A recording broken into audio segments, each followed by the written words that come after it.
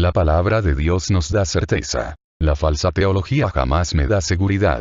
La palabra de Dios sí. ¿A cuál de ellas creeré? La primera me llena de dudas y temores. La última me imparte divina seguridad. Una me hace esperar en mis propios esfuerzos. La otra me permite descansar sobre una obra consumada.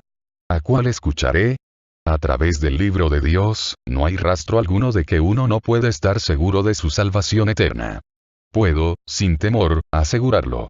La inspirada palabra me presenta con luz clara el privilegio del creyente. Gozar de una completa seguridad en cuanto al perdón de sus pecados y a su aceptación en Cristo. Mi deseo es que el lector pueda terminar la lectura de este artículo con firme convicción de esta seguridad. Si otros se han gozado en ello, ¿por qué no puede usted también hacerlo? ¿Está acabada la obra de Cristo? ¿Es veraz la palabra de Dios? Sí, por cierto. Entonces, si sencillamente me apoyo en ello, estoy perdonado, justificado y aceptado. Todos mis pecados estaban puestos sobre Jesús cuando Él fue clavado en la cruz. Dios los había colocado todos sobre Él. Cristo los llevó sobre sí y los expió. Y ahora Él está en lo alto, en los cielos, sin esos pecados. Eso es suficiente para mí. Si aquel que cargó con toda mi culpa está ahora a la diestra de la majestad en los cielos, evidentemente, no hay nada de lo que yo pueda ser culpado.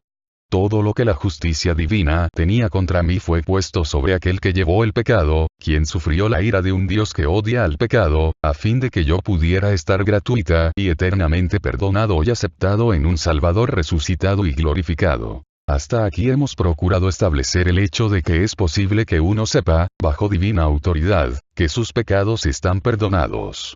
Procederemos ahora, dependiendo de la enseñanza del Espíritu de Dios, a tratar el tema bajo tres diferentes aspectos, a saber, 1. La base sobre la cual Dios perdona. 2. La extensión del perdón que Dios nos da. 3. La manera en que Dios perdona. Esta triple presentación es necesaria, pues da claridad, amplitud y precisión para nuestra comprensión del asunto, como formando un todo. Cuanto más claramente comprendamos la base de nuestro perdón, tanto más apreciaremos su extensión y admiraremos la manera en que Dios nos perdona. Quiera Dios guiarnos por medio del Espíritu Santo mientras meditamos por un momento en el fundamento del perdón divino. La grandeza del perdón de los pecados. La base sobre la cual Dios perdona. Es de suma importancia que el lector ansioso pueda entender este punto básico.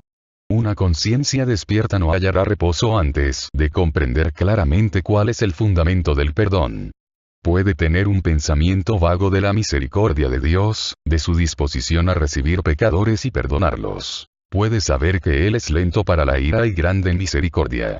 Pero hasta que el alma comprenda cómo Dios puede ser justo y sin embargo justificar al pecador, cómo ha sido glorificado con respecto al pecado, cómo todos los atributos divinos han sido armonizados, hasta entonces, ignorará la paz de Dios que sobrepasa todo entendimiento. Una conciencia convencida por la poderosa luz de la divina verdad, siente y se da cuenta de que el pecado jamás entrará en la presencia de Dios, que solo puede encontrarse frente al justo juicio.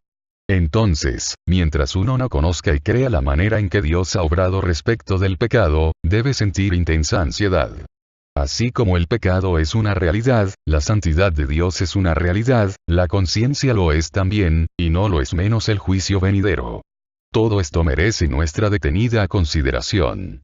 Debe satisfacerse la justicia, purificarse la conciencia y Satanás debe ser reducido a silencio. ¿Cómo puede ser hecho todo ello? Solo por la cruz de Cristo. Esta es la base del perdón divino. El sacrificio de Cristo produjo el medio por el cual el justo Dios y el pecador justificado pueden establecer una dulce comunión. A través de ese sacrificio yo veo el pecado condenado, la justicia satisfecha, la ley ensalzada, el pecador salvado, el adversario confundido. La creación nunca exhibió algo semejante.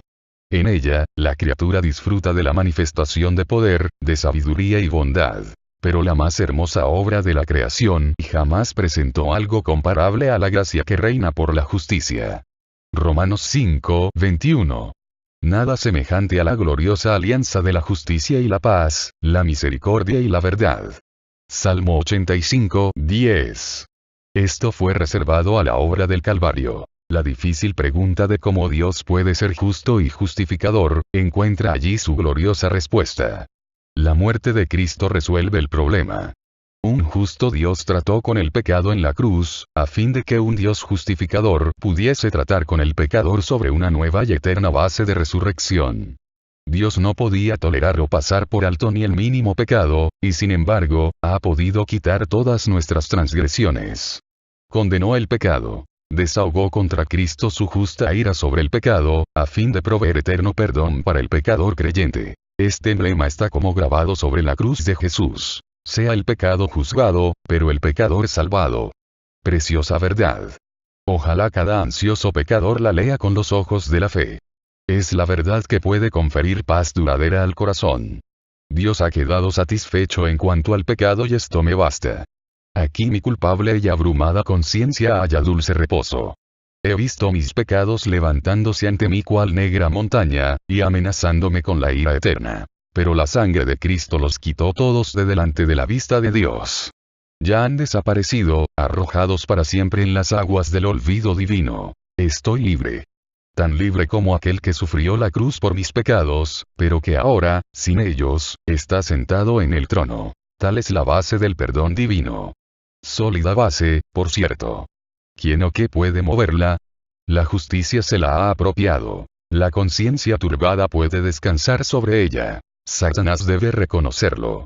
Dios se ha revelado como aquel que justifica, y la fe avanza en la luz y el poder de tal revelación. Cuando los rayos de las glorias morales de la cruz brillan sobre el pecador, éste ve y conoce, cree y acepta la verdad de que uno fue muerto por sus pecados y resucitó para su justificación. Le ruego, lector inquieto, que se afirme en la base del perdón y no siga adelante hasta que descanse en este inconmovible fundamento. Razonemos juntos. ¿Qué le impide a usted descansar sobre el sacrificio de Cristo?